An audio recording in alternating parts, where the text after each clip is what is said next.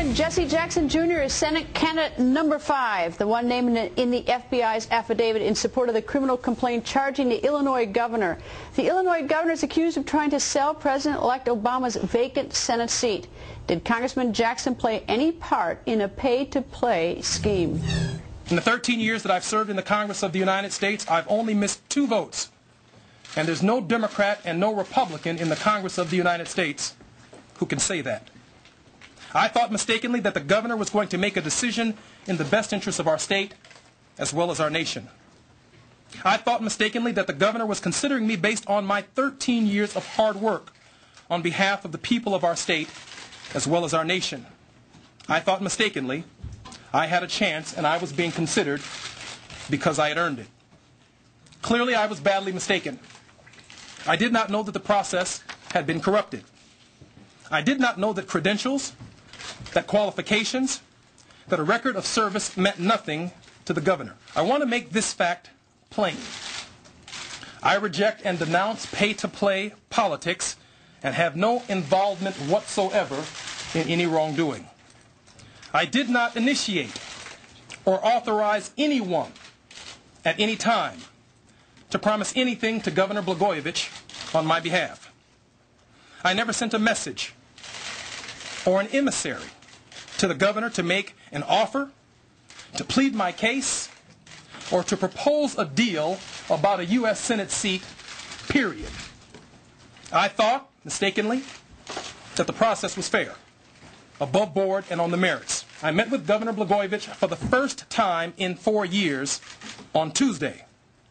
I presented my record, my qualifications, and my vision. The media saw me enter the governor's office, and after a 90-minute meeting about my record, my qualifications, the media saw me exit Governor Blagojevich's office. Despite what he may have been looking for, that's all I had to offer.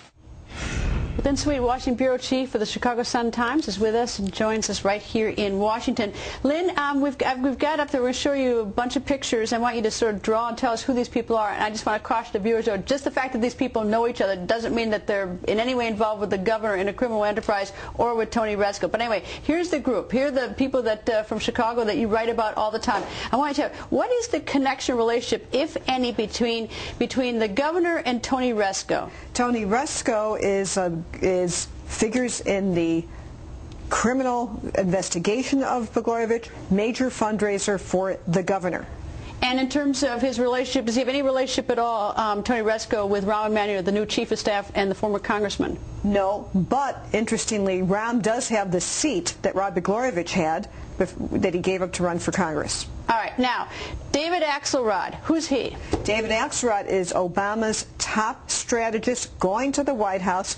One time years ago was an advisor to Governor Blagojevich, longtime friend of Barack Obama, so you could have another circle there, and good friend and media strategist for Rahm Emanuel. I read recently. So 2 circles. I read recently that this is like Jeopardy. I read recently though that David Axelrod was asked to join the governor in his last run, but thought he wasn't qualified or something like that. Is that true?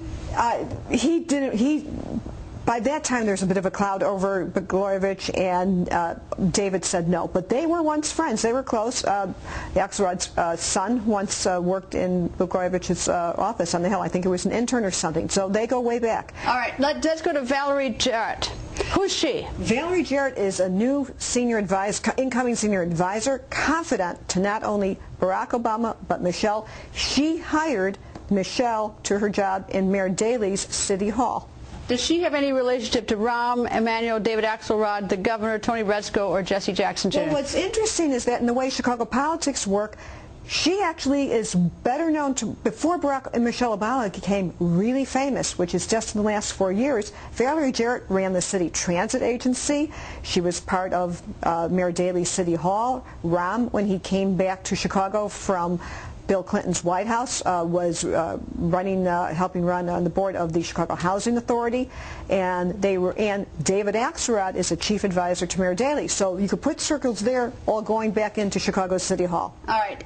Now, Jesse Jackson Jr., the son of Reverend Jackson, who we just heard speak, he's number 5.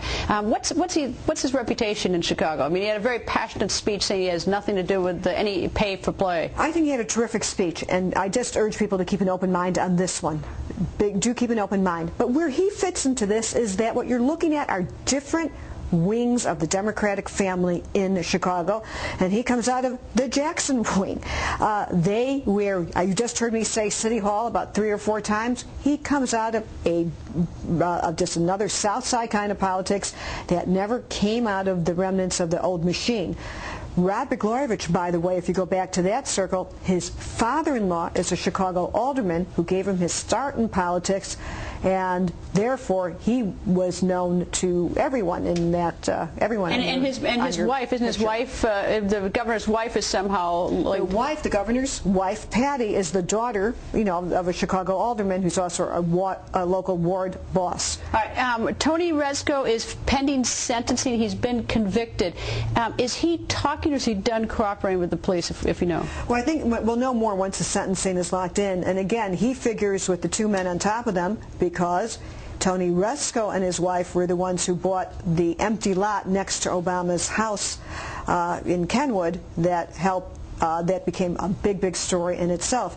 And what's interesting in this criminal complaint, while a lot of this sensational part of it had to do with allegations about the governor selling the Senate seat, there's stuff in there also about schemes and plots dealing with Tony Rezko.